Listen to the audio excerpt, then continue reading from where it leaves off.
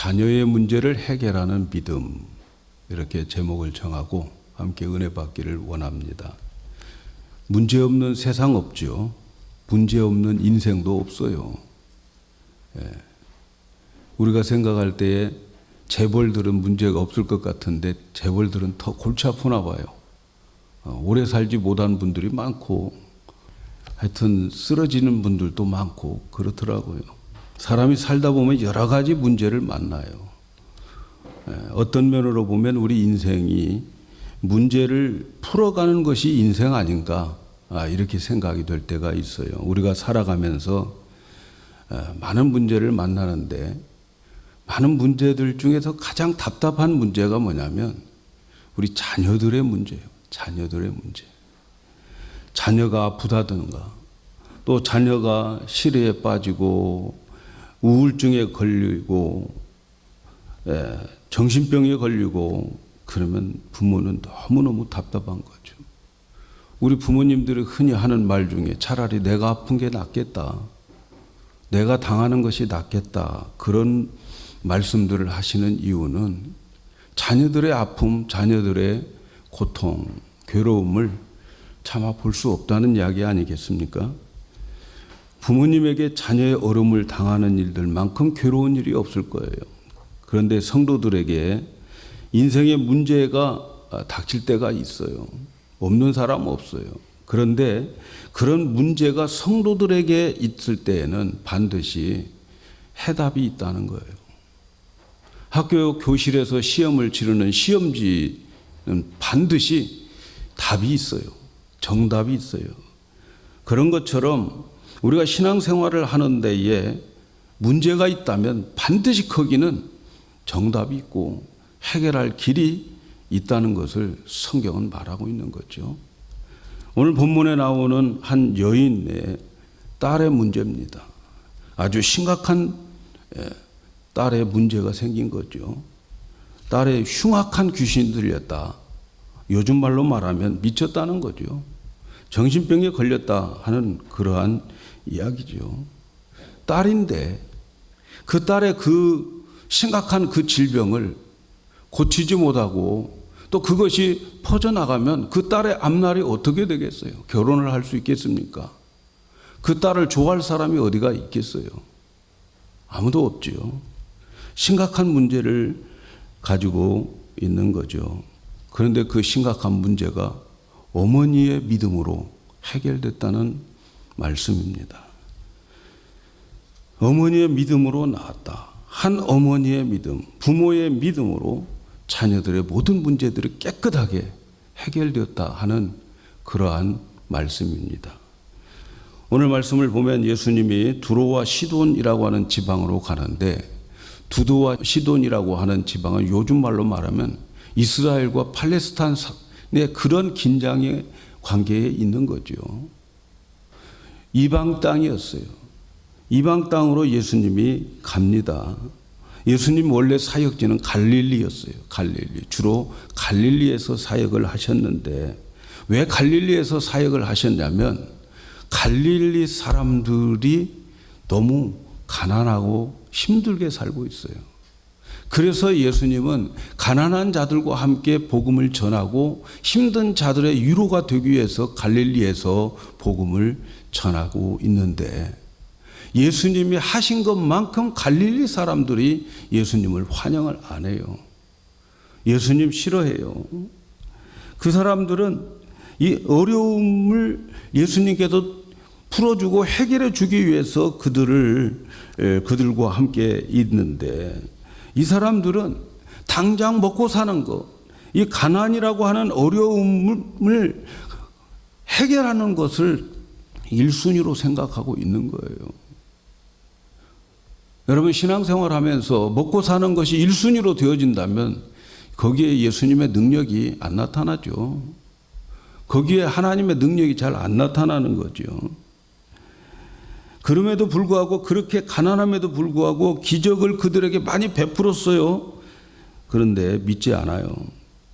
이 사람들이 가난이라고 하는 어려움을 하나님을 만나는 기회로 생각하지 않고 오히려 가난에서만 벗어나려고 먹고 사는 데에서만 벗어나려고 하는 거예요. 예수님 섭섭하고 서운한 거죠. 그리고 더 배척을 해요. 사실 가난한 사람들이 부자보다 신앙적으로 더 유리할 것이 많은데, 가난한 사람들은 하나님이 굉장히 불쌍하게 여겨요.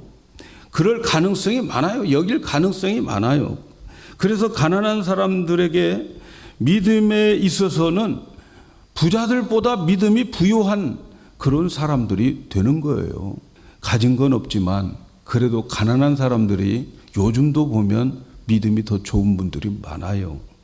예수님은 갈릴리 사람들이 비록 가난했지만 믿음에 대해서 부유한 사람이 되기를 원했는데, 그런데 이 갈릴리 사람들은 욕심 때문에 그 좋은 기회, 하나님을 진정으로 만날 수 있는 그런 기회 잃어버리고 예수님을 이방으로 가게 만드신 거예요.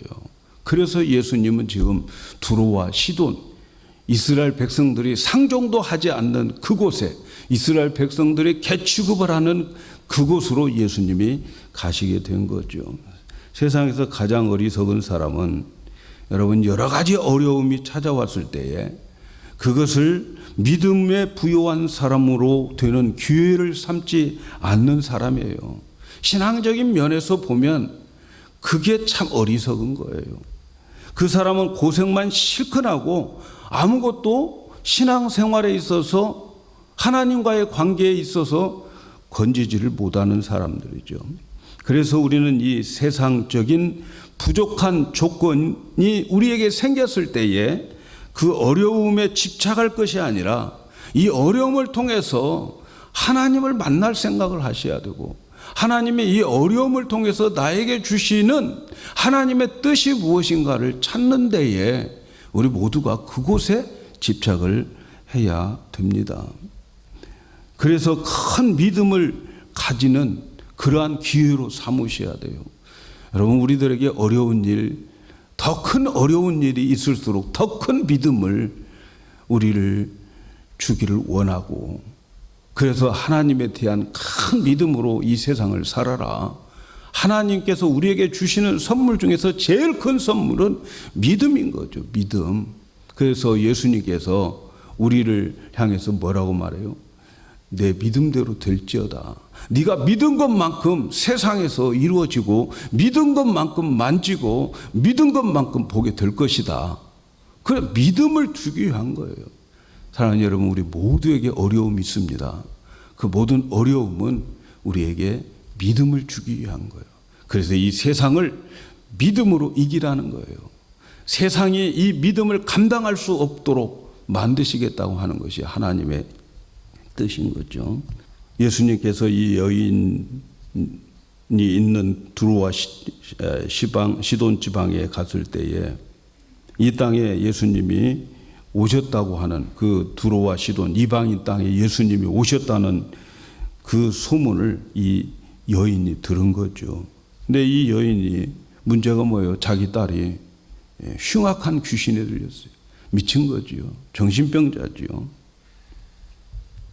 그런데 예수님 오심을 그는 그 딸로 인해서 자기의 믿음이 자라고 자기의 믿음을 보여주고, 그리고 딸의 병도 낫게 되는 기회로 삼은 거죠. 오늘 이 여인이 자기 문제로 인해서 진짜 예수님을 만나는 거죠. 딸의 문제가 자기의 문제고 또 자기의 문제를 주님의 문제로 만드는 거죠. 자, 이 여인의 문제가 없다면 예수님 만날 수도 없었겠죠. 그죠? 그 이방 땅에서 예수님 만나서 구원받은 이 여인, 여러분, 문제가 있어서 구원받은 거 아닙니까? 결론은. 그죠? 문제가 없다면 무슨 예수님을 찾겠어요. 이방 사람들이. 그런데 자기의 문제가 있어서 그렇습니다. 사랑하는 여러분, 오늘 여러분에게 있는 문제들 있다면 이 문제를 여러분의 믿음 챙기는 데에 쓰임 받기를 바라겠습니다. 오늘 우리의 문제는 하나님을 만나는 기회입니다. 특별히 자녀들의 문제가 있을 때 하나님은 더 큰 믿음의 기회로 삼을 것입니다. 어쩌면 자녀들의 문제는 내 믿음의 문제일 수도 있다는 말이에요. 내 믿음 때문에 자녀들에게도 뭔가 지금 역사하고 있다는 거죠. 내 믿음만 가지고 있으면 무슨 일이든지 주님께 나와서 부르짖으면 모든 문제들이 해결된다 하는 거죠. 그래서 오늘 문제는 내 믿음으로 그 문제가 해결되기를 축복합니다. 자녀의 문제를 어떻게 이 여인이 믿음으로 자녀의 문제를 해결했을까? 첫째는 포기하지 말자는 생각을 합니다. 자녀들의 문제, 부모가 포기하면 끝납니다. 자녀들의 문제를 부모가 포기하지 않아야 돼요. 이 여인이 주님께 나왔다는 것은 기도한다는 거죠. 그죠? 우리에게 오는 이 모든 문제는 하나님의 초청장인 거죠. 내게로 오라. 하나님이 우리를 부르시는 거죠. 부모님들은 문제가 있을 때 제일 먼저 해야 할 일이 하나님 찾는 거라는 거죠. 주님 찾아야 되고 가나안 여인처럼 예수님을 찾아야 되는 거죠. 예수님을 믿는 믿음을 가진 자는 예수님에게 나오게 되어 있어요. 문제가 있음에도 불구하고 예수님께 나오지 않는 것은 믿음이 없기 때문에 그래요. 여러분, 기도하지 않고 살 수 있다고 하는 것은 믿음이 없어요. 그러나 믿음을 가지고 주님께 나온 자는 반드시 성경의 어느 곳도 그저 돌려보낸 적이 없어요. 믿음 가지고 주님 앞에 나온 자는 다 주님이 해결해 주셨어요. 한 사건도 그저 돌려보낸 일이 없어요. 반드시 해결해 주십니다. 부모님들은 자녀들의 문제가 있을 때에 절대로 포기하면 안 됩니다. 오늘 이 여인을 보면은 자녀의 문제를 가지고 포기하지 않고 주님께 끝까지 매달려서 나중에는 그 믿음이 합격되고 그리고 그 믿음대로 그 소원이 이루어졌어요. 주님을 인정하고 주님 앞에 나와서 이 여인이 주 다윗의 자손이여 나를 불쌍히 여겨달라고 간구합니다. 얼마나 크게 부르짖었는지 같이 가던 제자들이 시끄러운 거예요. 또 불쌍한 거예요. 얼마나 갈급하게 부르짖고 소리를 질렀는지 제자들이 보기에도 딱한 거죠. 제자들이 저 여자의 소원 들어서 보내주시라고 그렇게 말씀합니다.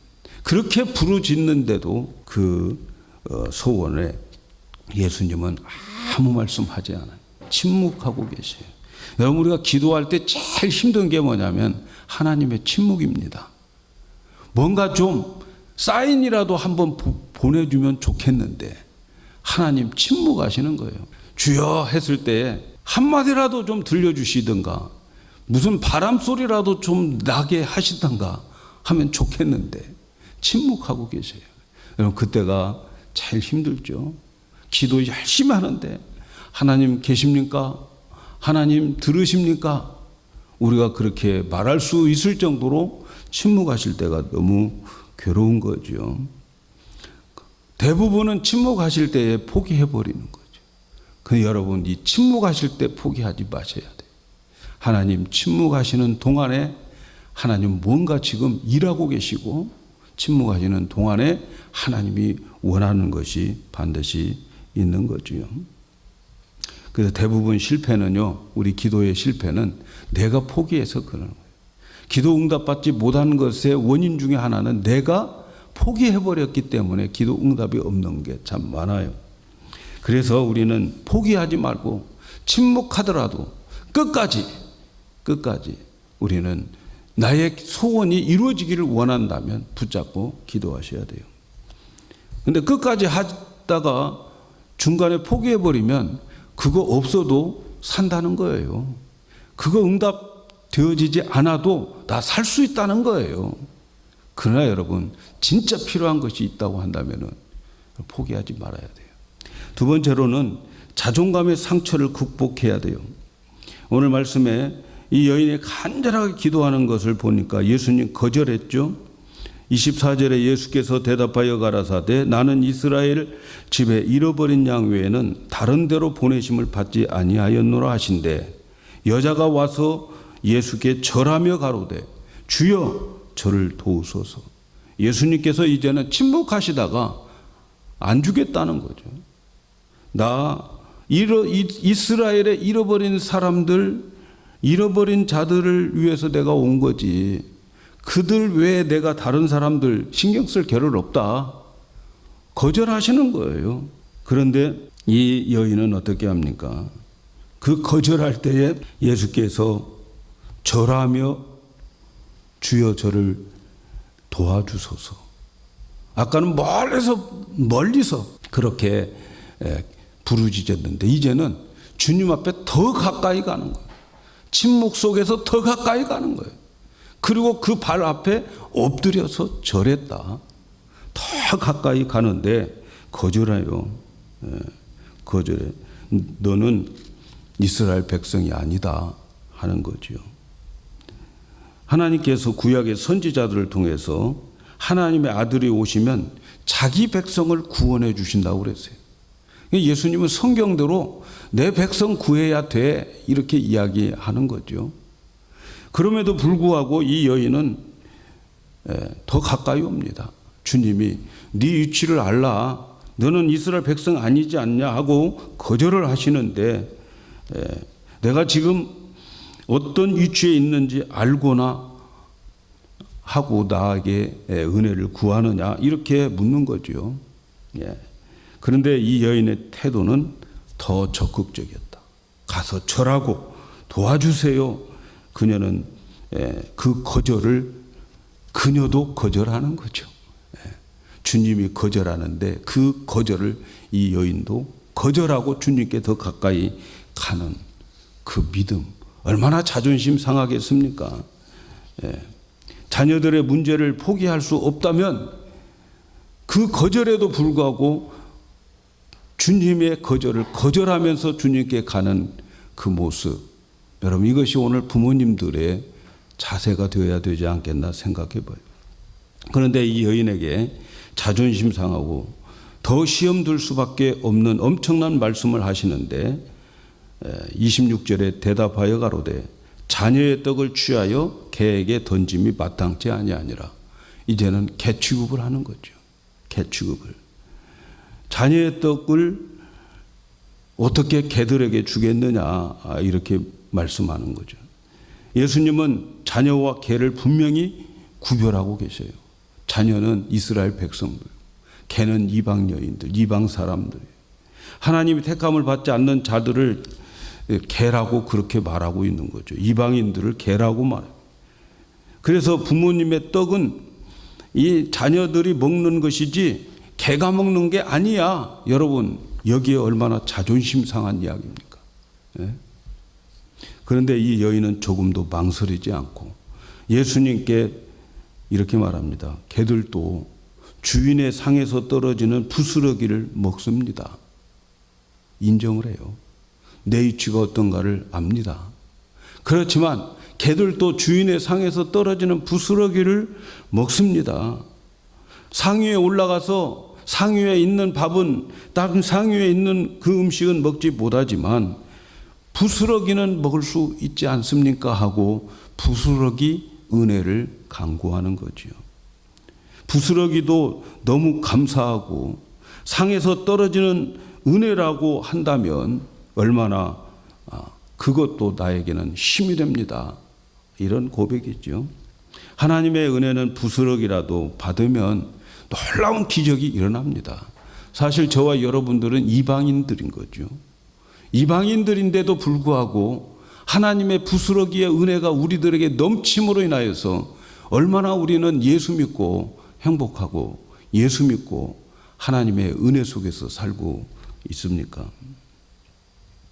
사랑하는 여러분, 우리가 인생을 살아가면서 자존심의 상처를 받는 일은 참으로 비참한 일이죠. 자존심 문제죠. 자존심. 어떤 면으로 보면 인생에 있어서 소유냐 아니면 뭐 그냥 빈털터리가 되느냐 이런 문제가 아니에요. 살다 보면 자존심이 생명보다 더 귀하게 여겨질 때가 있는 거지요. 근데 가나안 여인은 그 상처를 받을 만한 일인데도 그는 자신을 인정하고 하나님께 고백합니다. 맞습니다. 자신을 인정하고 하나님의 도움을 끝까지 구하고 있는 것. 그래서 나는 개 같은 인생을 살고 있다 하지만 나는 하나님을 몰랐던 이방 여자입니다마는 그러나 지금 나는 당신들에게서 이 준 자녀들에게 준 부스러기 은혜라도 저에게 주세요. 그것만 있으면 내 딸 해결됩니다. 이렇게 말하는 거죠. 이때 이제 예수님은 그의 믿음을 다 테스트를 한 거죠. 그리고 마지막에 칭찬을 합니다. 28절에 보니까 예수께서 대답하여 가라사대 여자여 내 믿음이 크도다. 내 소원대로 되리라. 그 시부터 그 딸이 나으니라. 할렐루야. 예수님께서 이 여자의 믿음이 크다고 하셨어요. 여러분 믿음이라고 하는 것은 다 똑같은 게 아니에요. 여기 다 앉아 계시지만 다 똑같은 믿음 가지고 있지 않아요. 어떤 사람은 큰 믿음, 어떤 사람은 적은 믿음, 어떤 사람은 없는 믿음 다 있어요. 다 믿음이 달라요. 우리 눈으로 볼 수 없지만 다르는데 뭘로 볼 수 있느냐? 그 사람의 행동을 통해서 믿음을 보는 거예요. 그 사람의 행위로 믿음이 증명되어지는 거죠. 큰 믿음과 작은 믿음의 차이는 작은 믿음은 알기는 아는데 어려운 일이 왔을 때에 그 믿음을 사용하지 못해요. 그 하나님을 사용하지 못하는 거죠. 쉽게 말하면. 예? 제자들이 예수님과 함께 배를 타고 갈 때에 호숫가에서 큰 광풍을 만났을 때에 그들이 떨고 또 그들이 두려워했어요. 예수님께서 그들에게 너희들은 왜 이렇게 믿음이 작냐 이렇게 책망하셨죠. 그들의 믿음이 그 광풍 가운데에 사용하지 못했다는 거죠. 그런 믿음은 작은 믿음이에요. 작은 믿음. 알기는 알아요. 들어서 이론으로 알기는 아는데 정작 현실이 닥쳐질 때에는 그 믿음 사용하지 못했어요. 믿음이 있는 자들은 큰 어려움이 닥쳐와도 불안과 두려움을 이기고 마침내 응답을 받아내는 게 큰 믿음이라는 거죠. 큰 믿음이 있는 자는 큰 어려움이 찾아와도 조금밖에 두려워하지 않습니다. 믿음으로 오히려 바람을 꾸짖고 파도를 꾸짖고 정신 잃지 않도록 하는 것이 큰 믿음인 거죠. 바람이 부는 대로 파도가 치는 대로 흔들리는 믿음은 작은 믿음이에요. 믿음으로 파도를, 믿음으로 문제를 꾸짖을 수 있는 그러한 믿음의 소유가 오늘 여러분에게 있기를 축복합니다. 이 여인은 자식의 문제를 해결하기 위해서 예수님이 거절하시고 책망하시는데도 불구하고 예수님에 대한 믿음을 버리지 않았어요. 내가 지금 이스라엘에 잃어버린 양이 아니더라도 잃은 양 뒤에 따라다니면서 나는 그 개가 되어서 그 양들이 흘린 은혜라도 나는 주워 먹겠다 하는 이 믿음을 주님은 큰 믿음이라고 그렇게 말씀하는 거죠. 사랑하는 여러분, 주님께서 우리에게 문제를 주시기도 하고 또 문제를 가지고 기도하게 하시더라도 주님이 거절하시는 이유가 뭘까요? 우리가 문제가 있어 기도하는데 문제에 대해서 침묵하시고 거절하시고 하는 이유가 뭘까요? 하나님의 역사는 우리에게 믿음 따라 은혜를 주십니다. 그래서 이런 일들을 통해서 이 문제를 통해서 믿음 키워주기 위한 거예요. 여러분, 우리에게 문제가 없으면 우리 믿음 안 자라요. 잘하겠어요, 여러분? 모든 것이 다 내가 원하는 대로 내가 하고 싶은 대로 다 되는데 하나님 왜 찾겠어요, 여러분? 믿음 잘하지 않아요. 하나님 필요 없다고 생각하는 거죠. 율법은 우리에게 사실은 하나님을 찾도록 하는 거예요. 율법 없으면 하나님 안 찾아요. 왜? 자기가 의인인 줄 아니까. 의인인 줄 아니까. 문제도 마찬가지. 문제는 우리에게 믿음 주기 위한 것임을 기억해야 돼요. 주님이 응답 주시는 것에는 큰 믿음으로 인정을 받으셔야 돼요. 큰 믿음, 오늘 말씀대로 내 소원대로 될 것이다 이렇게 말씀해요. 오늘 우리가 가나안 여인이 자녀의 문제를 가지고 주님께 나와서 해결받음을 우리가 보게 되는데, 오늘날 우리 모든 문제는 우연히 주어진 게 아니라는 것을 여러분 잊지 마십시다. 재수 없어서 이 문제가 생기는 게 아니란 말이죠. 그래서 예수 믿는 사람은 재수라고 하는 말을 쓰면 안 돼요. 다 하나님의 뜻 가운데, 하나님의 섭리 가운데에 되어지는 거지요. 그래서 문제는, 우리 성도들에게 문제는 하나님 편에서는 그 문제 속에 보물이 들어가 있어요. 보물. 그래서 문제는 변장된 축복이란 말이죠. 이게 어려운 것 같고 정말 마음에 안 드는 것 같은데, 이 문제의 포장을 뜯어보면 나중에 그 안에 보석이 들어있는데, 그 보석이 뭐냐면 믿음인 거죠. 믿음. 이 세상을 이길 수 있는 믿음, 사탄을 이길 수 있는 믿음이 그 안에 들어가 있는 거죠. 그래서 여러분, 우리가 이 세상을 살아가면서 문제없는 인생 없어요. 예수 믿는 사람뿐만 아니라 믿지 않는 사람에게도 다 문제가 있어요. 예수 믿는 사람들에게는 더 큰 믿음을 주시기 위한 것이고, 믿지 않는 사람들은 하나님을 발견하도록, 예수님을 만날 수 있도록 하는 문제가 있다는 것이죠. 이 요인이, 여러분, 문제가 있을 때 이 여인이 어떻게 물어요? 주 다윗의 자손이여, 이렇게 물어요. 여러분, 주라고 하는 말은 나의 주인이라는 거예요. 예수님이 나의 주인이라는 거예요. 여러분, 그러므로 우리가 문제가 있을 때에 하나님이 우리에게 요구하는 것이 뭐냐면, 누가 네 인생의 주인이냐는 것을 묻고 있는 거예요. 너의 주인이 누구지? 너냐?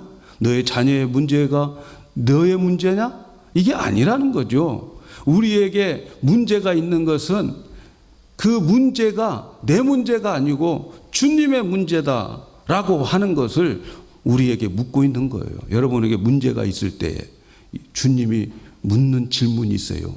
야, 너는 누구의 것이냐? 너 나를 주인이라고 생각하니? 하나님이 너의 주인이라고 생각하니? 그러면 네 문제가 네 문제냐? 네 문제가 내 문제냐? 이걸 묻고 있는 거예요. 그래서 우리에게 문제가 있을 때는 빨리 그 문제를, 내 문제를 하나님의 문제로 만들으셔야 돼요. 어떻게? 기도로 하나님께 넘겨야 돼요. 하나님께 보고 철저, 이러면 보고 받은 분이 책임을 지는 거죠. 그 문제의 책임은 하나님이 지는 거죠. 그래서 빨리 주인을, 문제를 찾아 드리는 것이 우리가 해야 할 일입니다. 그 문제 내 문제가 아니다. 자녀의 문제 내 문제가 아니다. 주님의 문제다. 왜? 주님은 나의 주인이니까, 내 인생의 주인이니까 그분이 나의 모든 문제다 하는 것을 말씀하는 거죠. 그 믿음을 가질 때에 주님이 내 믿음대로 될 거다. 걱정하지 마. 너 진짜 나 믿니? 그러면 네 믿음만큼 될 거야. 여러분, 이것이 하나님과 우리와의 관계 속에서 이 세상을 살아가는 방법이에요. 믿음이 최고인 거죠. 믿음을 원하는 거죠. 주님이 내 믿음이면 끝나는 거지요. 여러분, 기독교 2000년 역사에서 아주 위대한 신학자 5명 꼽으라면 그 중에 한 사람이 누구냐면 성 어거스틴입니다. 어거스틴은 이 유년 시절부터 32년 동안을 얼마나 어머니가 반대하는 길로만 갔는지 몰라요. 방탕한 생활을 살았는지 몰라요. 그래서 이 어머니는 밤새도록 아들 어거스틴을 위해서 기도를 했는데, 어거스틴의 참회록에 보면은 그가 고백에 따르면은 그 어린 시절에 그렇게 방탕했는데 그 어머니 모니카가 기도를 해서 그가 돌아오게 되었다 하는 고백을 합니다. 그러면서 유명한 말이 있죠. 기도하는 자식은 망하지 않는다. 어머니가 눈물 뿌려 기도하는 자식은 망하지 않는다. 그게 그의 참회록에 나와 있는 내용입니다. 오늘날 우리 부모님들이 자녀들을 위해서 기도함으로 자녀들의 문제들이 해결되고, 자녀들이 돌아오고, 자녀들이 하나님 앞에 유대하게 쓰임받는 그러한 우리 부모들이 되어야 되겠어요. 이 가나안 여인과 같은 믿음으로 침묵 속에서도 거절함에도 불구하고 자존심 상함에도 불구하고 끝까지 주님 붙잡고 늘어져서 우리 자녀들에게 축복이 되는 우리 부모님들 다 되기를 주님의 이름으로 축복합니다.